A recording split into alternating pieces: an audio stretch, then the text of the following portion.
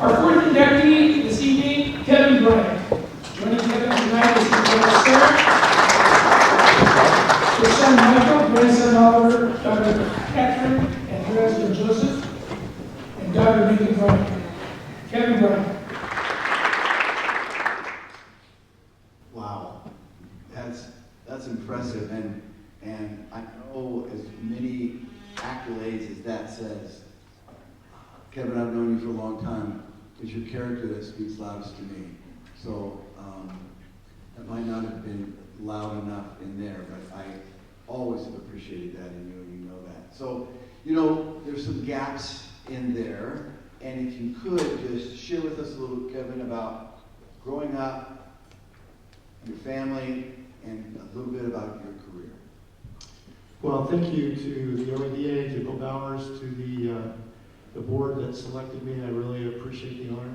And H, I want to be like you when I grow up. I think you are a remarkable human, and being around you at Redmond for 2 years was a definite highlight.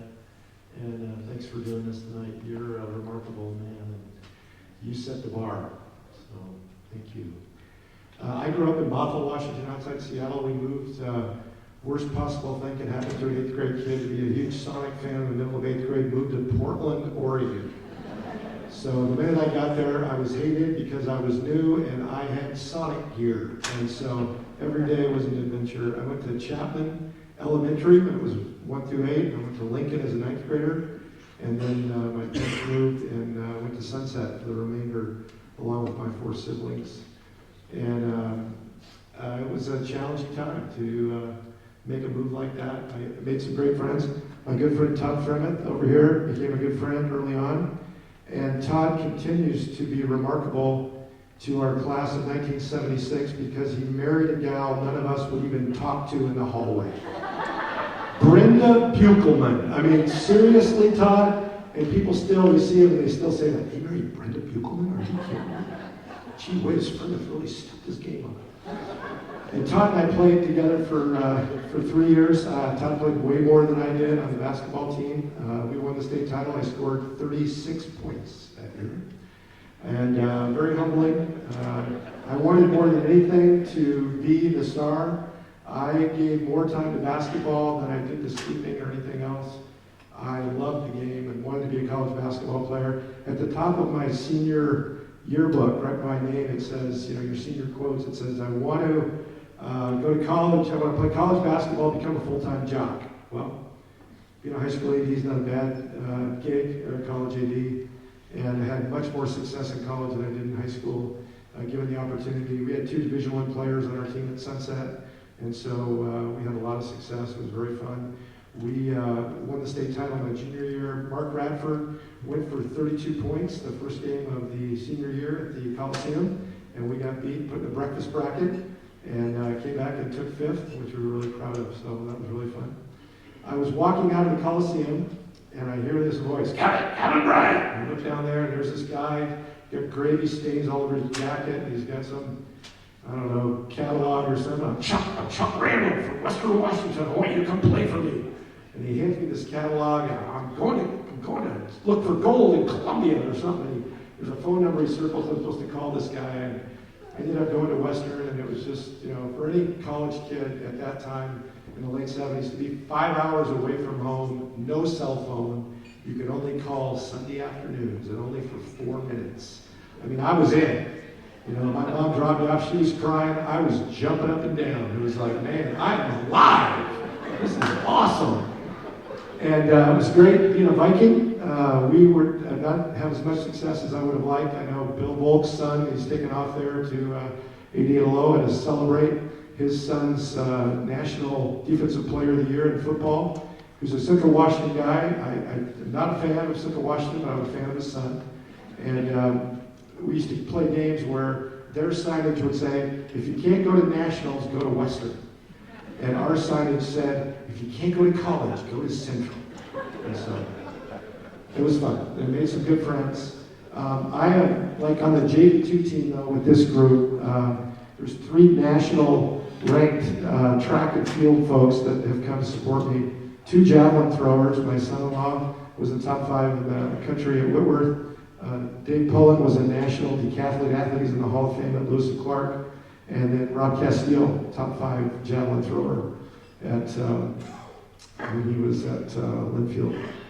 And then I got the 2 best athletic secretaries. My job at Redmond, I was an AD over 2 5A high schools at the same time. It was such a stupid job, and it was so freaking awesome. Every day was so challenging. And these 2 women over here, Sharon Langoliers and Barb Krebs, I don't know how they did it, but they kept it straight. And I would never have made it without them, and I really appreciate them coming. And then a woman who's going to the National Athletic Trainers Hall of Fame this summer, Carrie Wood, who is the best athletic trainer in the history of athletic training. Thank you for coming out to support me tonight. I really appreciate it. And Todd, I know you didn't get in any Hall of Fame, but you married Brenda, so you get that as your deal. My wife, Sarah, we celebrated her 17th anniversary cancer-free Saturday night with a big family meal.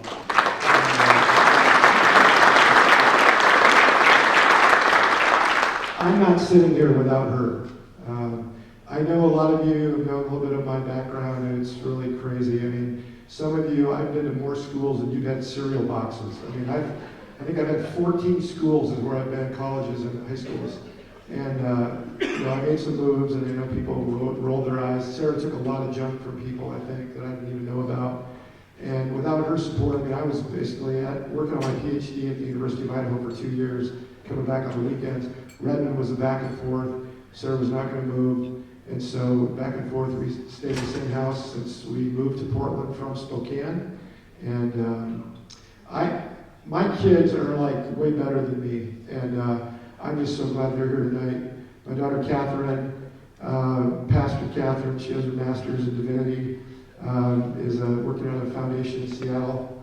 My son Michael was in higher ed for many years, started his own business. He's a successful businessman.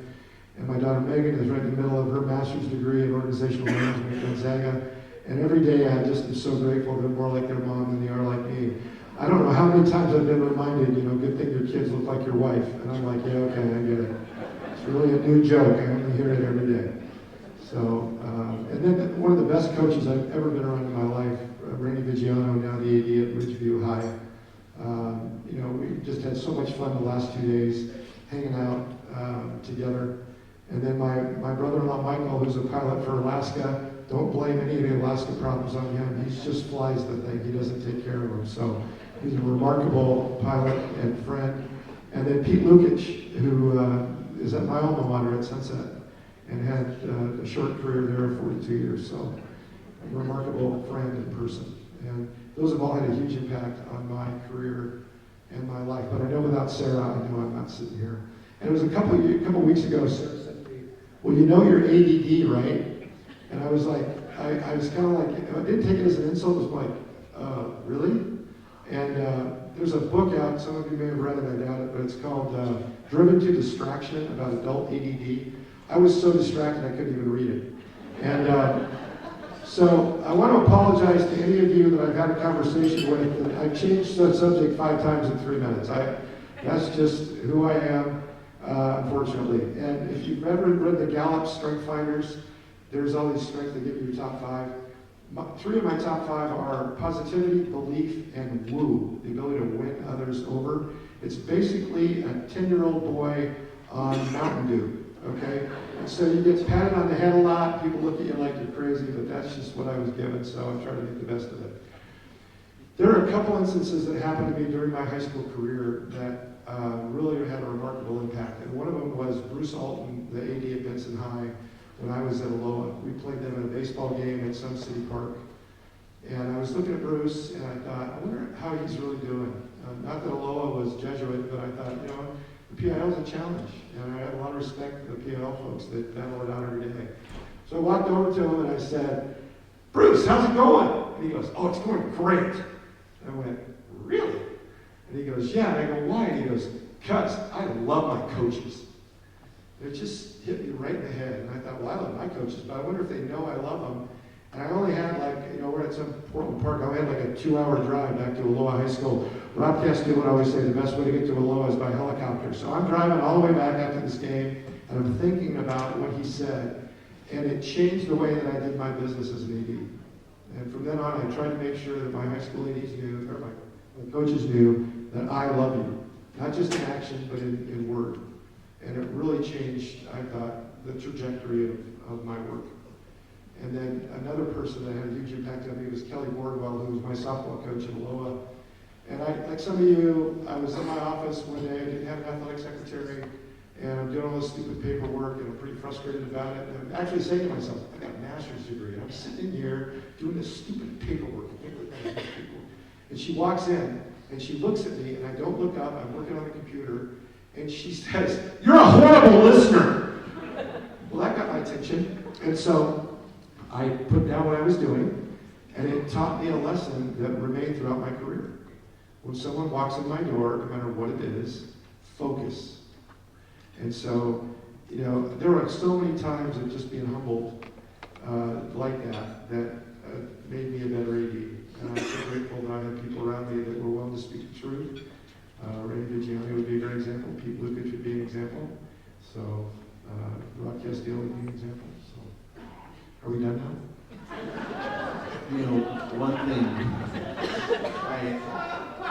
One thing I've learned to appreciate about you tonight, that I admire, not only all the great things you've accomplished, but that afro. That was quite the gig right there, Kevin. Yeah. Yes, I was first team all Afro. I was honorable mention all league in basketball, but the Afro did get some attention. Kevin, we could go on this for a long time, but you actually wrote the book on it. You're actually a professor at Pacific right now, so I asked this question. I know we don't have long, but what role does sports play in society? Well, I think it's our fabric. I mean, there's 32,000 high schools in our country. Peter Weber to me is the most influential person of sport in our state, and John Canzano have figured out. And every year, Peter ought to get that award as the most influential person in Oregon sport.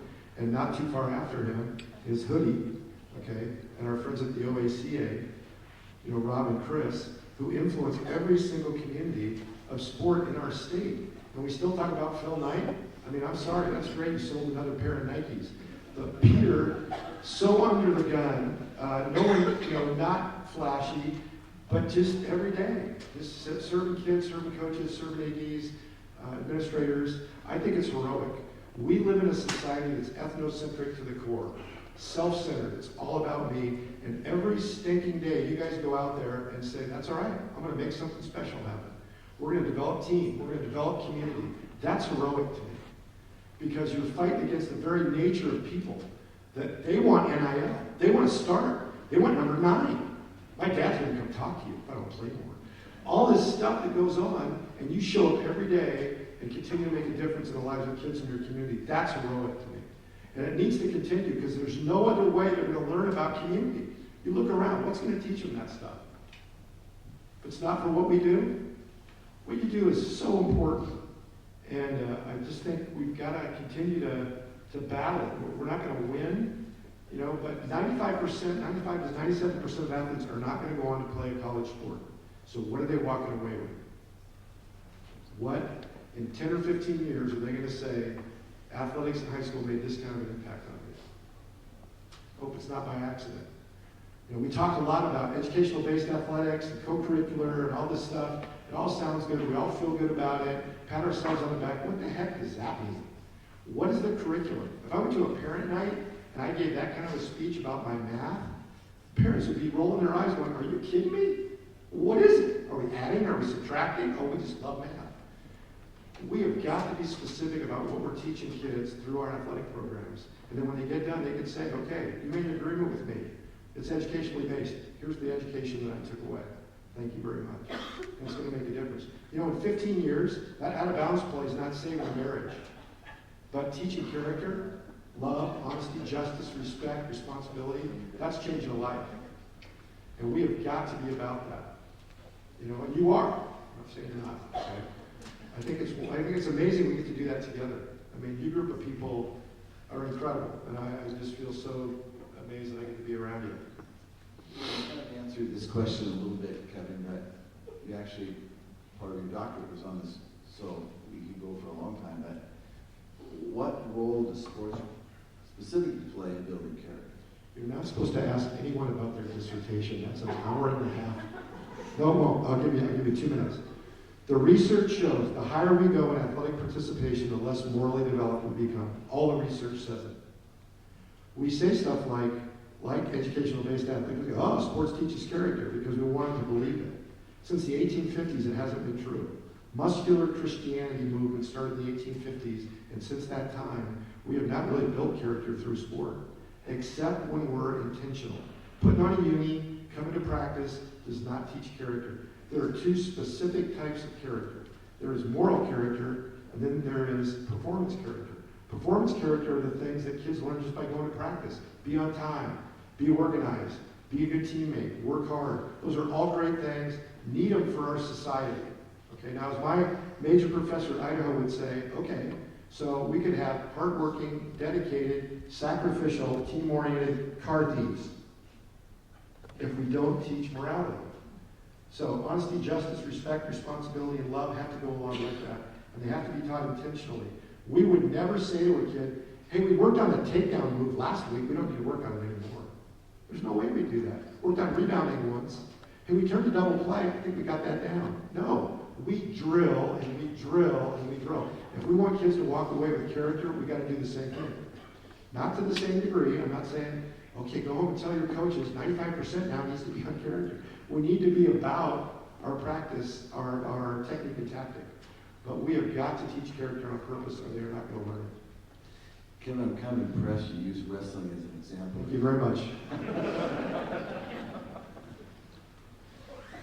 Kevin, what advice would you give to an up-and-coming athlete? Well, I got a couple thoughts. Don't be a loner. Pursue friendships. It's hard at first, I think, when you're in a league. You don't want to let down. You don't want people to know how you're really going. I mean, I'm looking around the room. Some of the guys that I got to know in Central Oregon had so much fun. You know, Aaron and Rob and, you know, Dave Williams and these guys that we meet once a month, and it was just hilarious to be together and talk about some of the challenges that we were experiencing. And, you know, I've got some really good friends in the room because I was able to pursue friendships with them. So that's one thing I would say. Don't be a loner. The technical aspects of the job obviously are very important. Buses, eligibility, forward scheduling. But impact comes with vision, community building, and those are next level skills. You know, I always felt like this job was great for me because I could build community. And I know each one of you are trying that hard. I had to follow the best administrator in the history of high school sport with Cindy Simmons. And it was hard. And I would tell her when I would see her, you know, the coaches at Aloha tell me, well, Cindy can do it that way. And she would say, Kevin, tell him you're finally doing it right. I was like, I'm not going to tell him everything. No, it's not true. No one's going to say in their deathbed they would have spent more time in the office. So make sure you take care of yourself. You know, eat well, exercise. That time that you think I got to spend 3 more hours, leave. You know, figure out some things you can do that give you joy and produce stress relief. Would be great. And here's the last one, I guess. Find a place on campus to hide. And I mean that seriously. Whether that's your press box or a closet in your office, a space somewhere where you can unplug your phone and walk away and just sit and think.